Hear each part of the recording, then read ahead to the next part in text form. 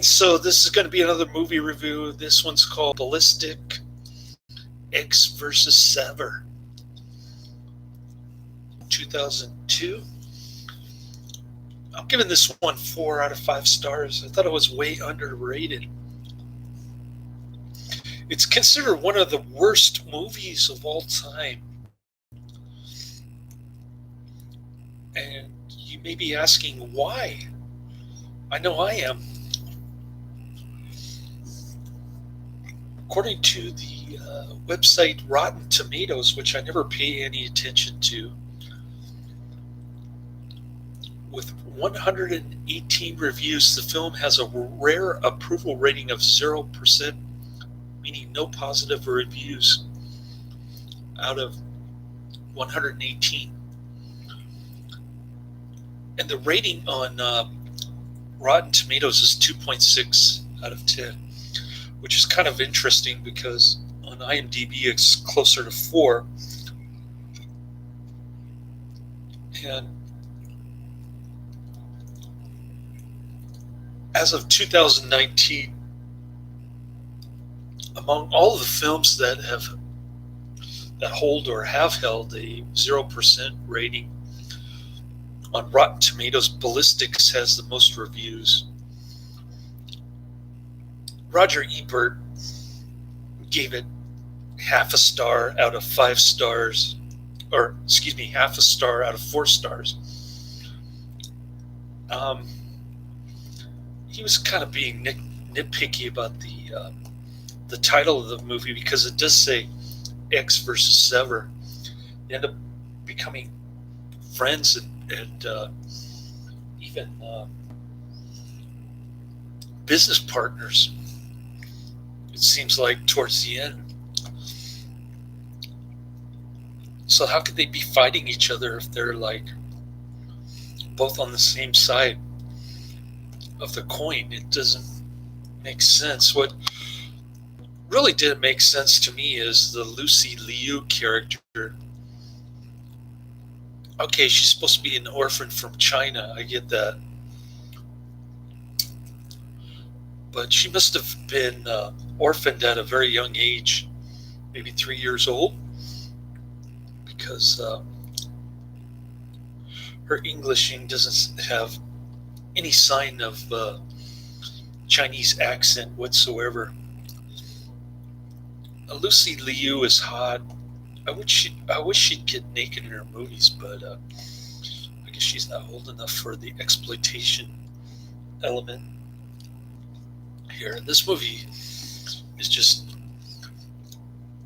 non-stop action. I think one reviewer on IMDb compared it to a Roadrunner cartoon, just one long continuous Roadrunner cartoon.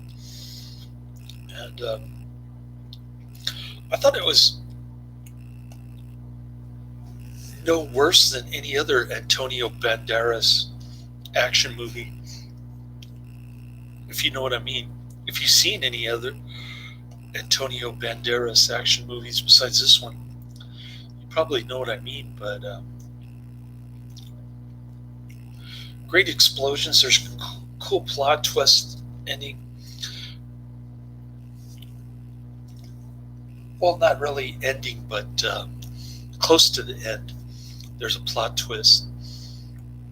There are a lot of plot twists in this. Okay. So in the beginning, yes, I will admit that Antonio Banderas and Lucy Liu are fighting each other. It's a very short scene, only a couple minutes, and it's broken up.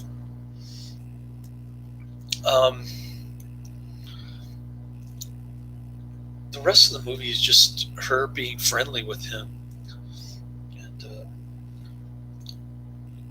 agreeing to be on the same side, essentially. So she's got really high cheekbones and not as pronounced as my best friend, but her costumes are kind of interesting too. She's got the monk outfit, then she's got the Matrix outfit, then she's got the Joan Jett outfit, the painted on leather pants kind of deal, cool looking outfits, and whenever there's an action scene, there are a lot of action scenes. It's got the same corny action background music. I think that's what Roger Ebert is complaining about. There's too many cliches in this movie, but they're unintentionally funny. For instance, Lucy Liu at one point says,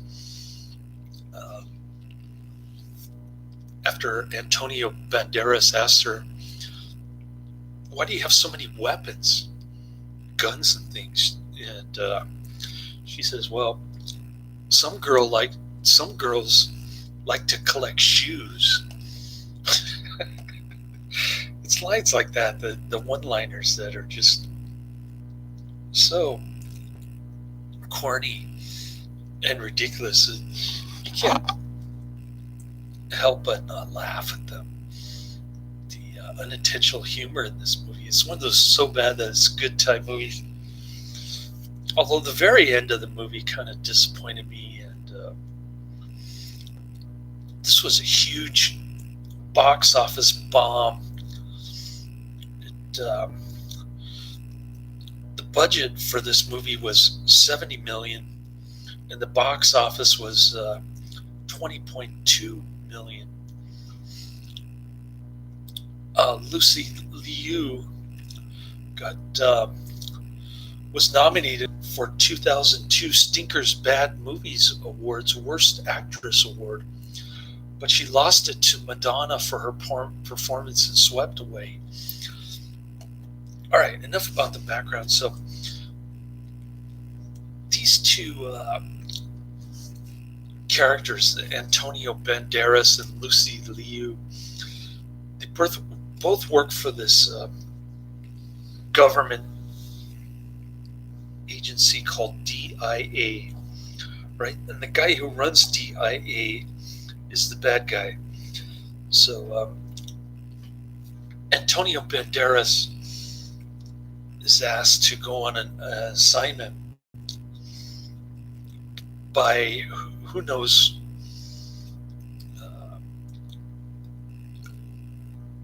it's all very confusing. Okay, so he's asked to do some work to go after Lucy Liu, and so he does. But his ulterior motive is to find his wife, because he's under the impression that his wife is dead, and his wife is under the impression that he's dead. But his wife ended up marrying some other guy under the pretense of him being dead, I guess. I don't know. Like I said, it's all very confusing. And Antonio Banderas is chasing Lucy Liu around. She's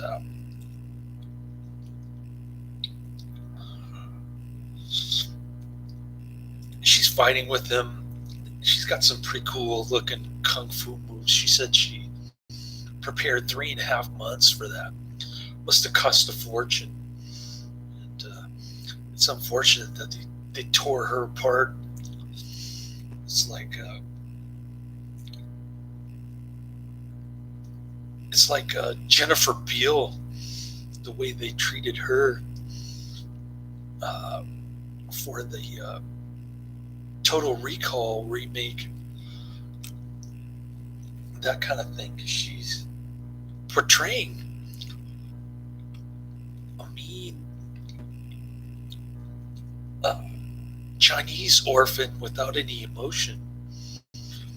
So her behavior kind of mimics my second wife, and she wasn't even an orphan. But anyways, that explains the wooden acting on her part, and the emotionless expressions on her face. And so after Lucy Liu and Antonio Banderas fight, they become friends. Antonio Banderas tells her that he wants to find his wife. So Lucy Liu tells him where his wife is, and she kidnapped this kid of the bad guy, but it's really the kid of Antonio Banderas. I told you this was confusing, right? And the bad guy used the kid to implant some kind of robot into his body that can be used against foreign heads of state to give him a heart attack or something. So Lucy Liu's protecting him. How or why, I'm not sure, but she's got him locked up in a cage, and he's pretty happy because he's got his Jello and his little devil cake or whatever it's called. And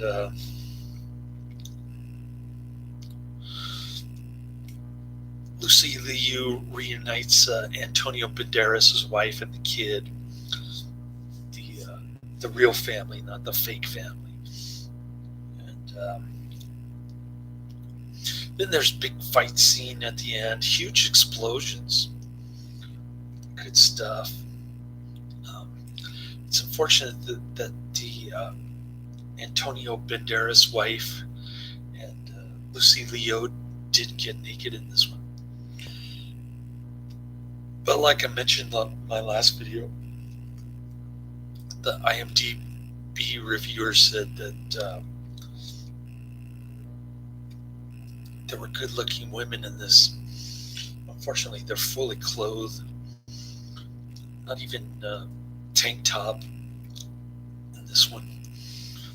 So that was sort of a disappointment. If it had some naked scenes, I think I would have given it 5 out of 5 stars actually. But such is life. Maybe Lucy Liu will get around to doing nude scenes when she's desperate for work at some point in her career. Obviously not now, but maybe 10 years from now. And anyways, I got $60 tips today. I couldn't deposit $20 in my bank for some reason. So that brings 3 days total worth of tips at $100. In other words, I'm on pace to make $1,000 in tips this month, which is great. I hope the coronavirus sticks around for another month, just so that I can earn another $1,000 in tips next month. But in any case, that should get me caught up on my bills. I should be able to save up enough to start investing, trading in options, hopefully making a ton of money on it, which is my goal. And that's about it. I got my son tomorrow. It's going to rain again. Rained pretty hard today. And I worked about 10 hours, 45 minutes, which is about normal. My coworker put in 12 hours on Friday, and that was pretty intense. He said another coworker got an envelope with $100 in it in San Francisco, here in San Francisco. So I want to get that house. I want to find out that that house, so I can get that kind of tip. But the tips are accelerating rapidly thanks to the coronavirus. Because last month I made $68 for the entire month, and just in 3 days I made $100. So it's pretty nuts the way people are tipping these days. Anyways, that's it in my review. 4 out of 5 stars, pretty decent considering that it's supposedly one of the worst movies of all time. Like I said, it gets a really high rating of 3.7 or 4 or something on IMDb. So maybe somebody can explain the discrepancy between 2.6 on Rotten Tomatoes and a 3.7 on IMDb. So that's quite a large difference. Anyways, that's the end of my review. Laters.